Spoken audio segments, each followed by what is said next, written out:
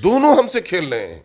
BJP मेरा खून बहाती है, बीजेपी मेरा मस्जिद तोड़ती है, बीजेपी मेरे बेटियों के मुंह के नकाब, चेहरे के नकाब को छीनती है, मेरे हाफिज जुनैद की टोपी उछालती है, पहलू खान का खून बहाती है, और ऐसे लोगों को बीजेपी प्रोटेक्ट करके हिंदू फासिस्ट वोटरों को मुत्तहिद करना चाहती है। गठबंधन के लोग हमें पिटता देखकर चुप्पी साधे रहते हैं ताकि भय के मामले में उसकी गोद में हम आ जाएं। ये सारा खेल नहीं देख रहे हैं आप। कहा जाता है कि यदि तेजस्वी का एमवाई फैक्टर माने एम फैक्टर आपने तोड़ दिया यहाँ बिहार में, यदि फिर से बिहार में आपको मजबूत स्थिति माने तो तेजस्वी के साथ आपको हाथ मिला लेना चाहिए। भाई ये आप कहेंगे मिला लेना चाहिए? आप कौन होते हैं कहने वाले मिला लेना चाहिए? वो मिलाना चाहेंगे तब तो, मैं तो मिलाने के लिए मैं पत्रकार के हिसाब से आपसे सवाल कर रहा हूँ। यकीनन ये सवालात आपके भी हैं, जनता के सवाल, आप तो उनके नुमाइंदगी कर रहे हैं, लेकिन मैं कहता हूं कि जो कहने वाले हैं उनको कह के तो देखें। वो तो उनको मिटाने पे दम पे लगे हुए हैं, हम तो हाथ बढ़ाते रहे। हम तो उनके घर पे गए, दरवाजे पे गए, संदेशा भेजा, है ना। पार्टी में जब आप देखेंगे कि इसी असेंबली में जब हम 5 जीत के आए, लालू जी हमारे पुराने गुरु रहे हैं, हम उनका आदर और सम्मान करते हैं, और मुझे इस बात का बड़ा खेद है कि लालू जी की राजद अलग थी और आज तेजस्वी जी की राजद में बड़ा अंतर आ गया है। लालू जी माई समीकरण के आदमी थे और Tejashwi ji A to Z के हैं, इसलिए 26 अक्षरों में से एक अक्षर गायब हो जाए तो चिंता नहीं है इनको। लालू जी 2 टांग पर सियासत करते थे, इसलिए एक भी टूटे तो बैसाखी लगती उनको, लेकिन ये 26 में एक चला गया अल्फ़ाबेट में से, तो क्या फ़र्क पड़ जाएगा इनको? ये इसी गुमान में है। हम तो उनके पास गए, और है अगर कोई कहने वाला तो मैं उनको कहता हूँ आओ बैठो बात करो, शर्तों पे हम तो तैयार हैं। शर्त पर, गुलामी के तौर पर नहीं, गुलामों की तरह नहीं, हम जनता के मुद्दे को लेकर के, निज स्वार्थ की राजनीति नहीं। अरे मैं जनता के मुद्दों को लेकर, पिछड़ों के मुद्दों को लेकर, शोषितों के, वंचितों के, पीड़ितों के मुद्दों को लेकर हम आपसे बात करने के लिए तैयार है। लेकिन आप क्या चाहते हैं? नहीं, माइनॉरिटी में कोई लीडरशिप उठने मत दो, इनके वोट लो, डरा कर धमका कर इनको वोट लो। अभी जो ताज़ा घटनाक्रम हुआ है अभी नालंदा में, आप क्या समझ रहे हैं? इसमें बीजेपी के गुर्गों ने जितना रोल अदा किया है उससे कम इन लोगों ने किया है क्या? दोनों हमसे खेल रहे हैं। बीजेपी मेरा खून बहाती है, बीजेपी मेरा मस्जिद तोड़ती है, बीजेपी मेरे बेटियों के मुंह के नकाब, चेहरे के नकाब को छीनती है, मेरे हाफिज जुनैद की टोपी उछालती है, पहलू खान का खून बहाती है, और ऐसे लोगों को बीजेपी प्रोटेक्ट करके हिंदू फासिस्ट वोटरों को मुत्तहिद करना चाहती है। और गठबंधन के लोग हमें पिटता देखकर चुप्पी साधे रहते हैं ताकि भय के मामले में उसकी गोद में हम आ जाएं। ये सारा खेल नहीं देख रहे हैं आप? ये सारा कुछ तो क्या मानते हैं कि सासाराम और नालंदा में जो हुआ है दोनों पार्टियों का खेल? यकीनन। अरे 31 तारीख को एक ने बढ़ावा दिया, एक ने प्रोटेक्ट कर दिया। बिल्कुल, 31 तारीख को जब आप देखेंगे कि नालंदा जल गया और चुन चुन कर माइनॉरिटीज़ की दुकानें जलाई गई, 100 बरस होने को हैं उस मदरसा अजीज़िया को, उसके लाइब्रेरी को जलाया गया, और मस्जिद जो लहरी थाना के करीब में है ना, 10 कदम की दूरी पर है, वहाँ मस्जिद का मीनारा तोड़ा जाता है साहब, मस्जिद के मीनारे पर भगवा झंडा बांधा जाता है साहब, सारा कुछ पुलिस के सामने हुआ। 40 दुकानें लूट से 50 दुकानें लूटी गई, तो क्या होश के नाखून नहीं लेने थे? अगर उस वक्त ही पुलिसिया कार्रवाई हो गई होती, हुकूमत सचेत हो गई होती, तो क्या 1 तारीख को उसकी पुनरावृत्ति होती? फिर क्या नहीं, ढील दिया गया इस 24 घंटे में कि कुछ कर लो, इनके ठिकाने लगा दो, ताकि ये डर के मारे मेरे तरफ आ जाए। इसने से मैं इस कारोबार में अगर उनका फ़ायदा है तो मैं भी अपना फ़ायदा ले लूँ, तो इसने भी अपना फ़ायदा लिया, उसने भी अपना फ़ायदा लिया। खून तो मेरा ही बहा, मैं अक्सर कहता हूँ, चाकू पे खून मुसलमान का बहाना, खून इंसानियत का बहा। यकीनन किसी भी, हमें धार्मिक शिक्षा दी गई है, किसी एक बेकसूर इंसान का खून बहाना, कोई मजहब उसका हो, कोई धर्म उसका हो, कोई रंग हो, कोई नस्ल हो, अगर एक बेकसूर का खून तुमने बहाया तो गोया पूरी इंसानियत की तुमने हत्या की है ना। तो ये हो रहा है, खून तो भारत के सपूतों का बहा खून ना।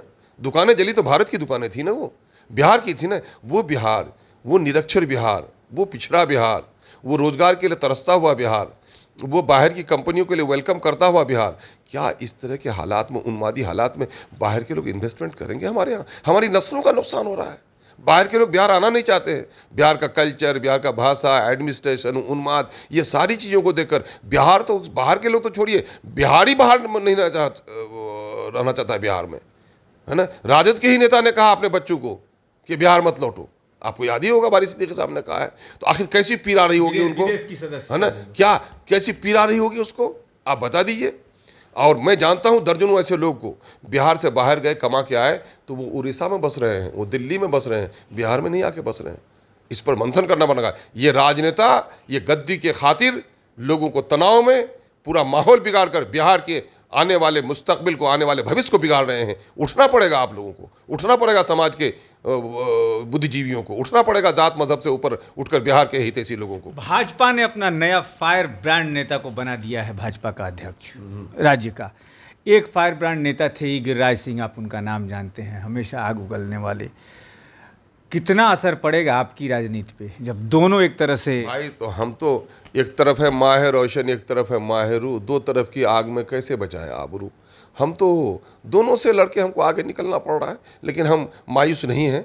सत्य के साथ जो होता है, रास्ता कठिन हो लेकिन मंजिल ज़रूर पा लेता है वो। क्या अखिलेश यादव से आपकी बात होती होगी अवैसी माननीय आपके अध्यक्ष जी से, तो क्या उत्तर प्रदेश में अखिलेश यादव से कोई गठबंधन की? नहीं, देखिए हम लोगों के दरवाजे और दामन सबके लिए खुले पड़े हैं। हम लोग चाहते हैं लोग बैठें बात करें, लेकिन इन लोगों ने एक मिली जुली वो रणनीति अपना ली है कि देश के अल्पसंख्यक मुसलमानों को राजनीति में इस्तेमाल करो, इनको राजनीति की सफ में आगे आने मत दो। अगर लोग हमसे बात करेंगे तो मेरे नेता भी बात करने के लिए तैयार हैं। आपने देखा होगा मेरे नेता ने उछल उछल कर गोद लगाया है दलितों को, है ना। हम कहीं भी पीछे नहीं हैं। हम चूँकि धर्म की राजनीति करने नहीं आए हैं, हम तो इंसाफ की राजनीति करते हैं, कमज़ोरों की, वंचितों की। तो जाहिर है हम चाहते हैं कि जो लोग इनकी बात करते हैं ऐसे लोग मिलजुल कर काम करें, तो ये अच्छा रहेगा देश के लिए।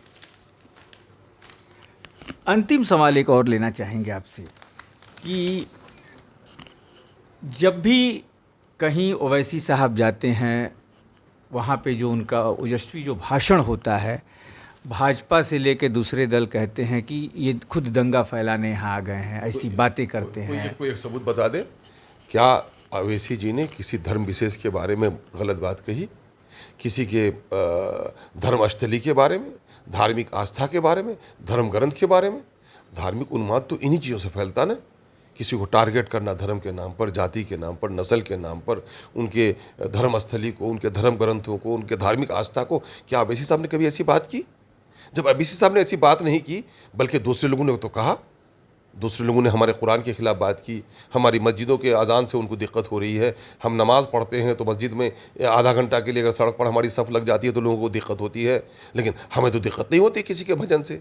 कोई खुटा गाड़ के भी सड़क पे अपना टेंट लगा करके अपना भजन कीर्तन कर रहा, हम तो नहीं लड़ने जा रहे हैं। गिरिराज सिंह तो ने परसों कहा हाँ। कि आखिर क्यों जो है रामनवमी के दिन ही पत्थर जुलूस पे पत्थर चलते हैं, तजिया पर पत्थर क्यों नहीं चलते? रामनवमी के दिन जुलूस चलाते हैं तो वो उन्हीं के गुड़गे ही न चलाते हैं, उनके गुड़गे ही न चलाते हैं। ये किन के आदर्शों पर चल रहे हैं?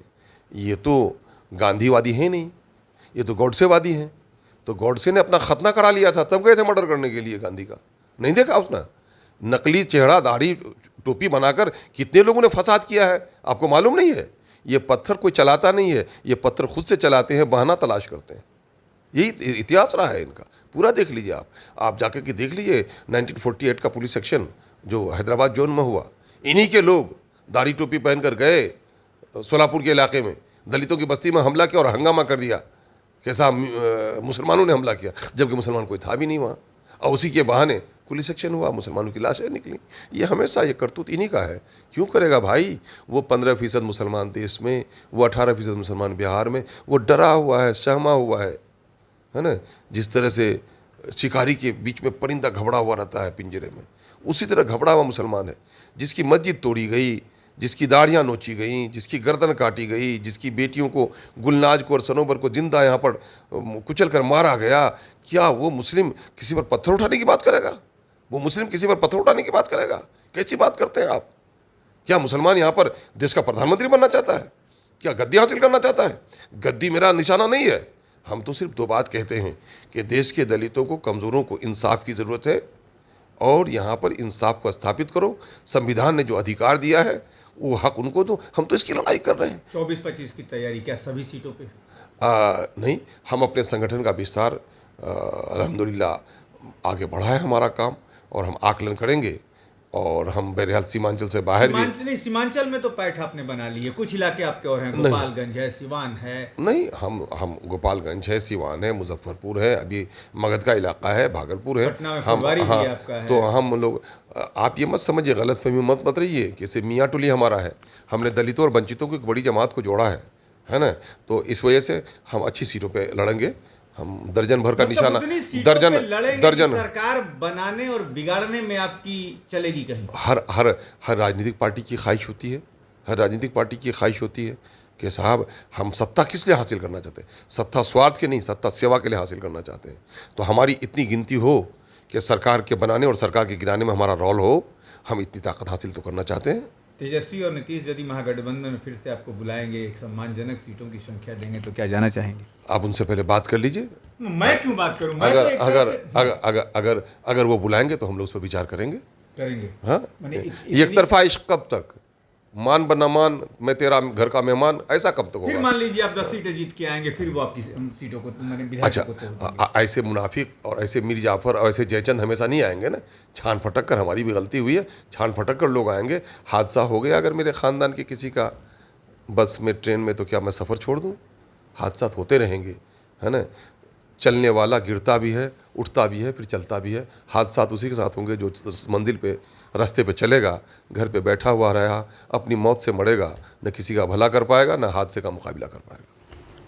बहुत बड़ी बात इमाम साहब ने कही कि हादसे होते रहते हैं। एक बार हादसा हो गया, कोई मीर जाफ़र बन गया कि उनके विधायक टूट के चले गए, लेकिन हम सम्मानजनक सीटें निश्चित तौर पर लाएंगे। और सबसे बड़ी बात उन्होंने कही कि जो देश विरोधी ताकतें हैं उनके खिलाफ लड़ने के लिए हमें जब जब बुलाया जाएगा, हम उन ताकतों के विरुद्ध लड़ने के लिए महागठबंधन के साथ जाने को तैयार हैं, लेकिन वो हमें बाइज्जत से बुलाएं तब तो। अब देखना ये होगा कि क्या तेजस्वी और नीतीश कुमार में से कोई ऐसा सोचता है कि नहीं, ये MY फैक्टर जो लालू जी लेके चलते थे, उस फैक्टर को फिर से बरकरार रखते हुए इमाम साहब को बुलाया जाता है या उनकी पार्टी को बुलाया जाता है या नहीं, इस पर भी हमारी नज़र बनी रहेगी। आप बने रहिए संवाददाता बिहार के साथ।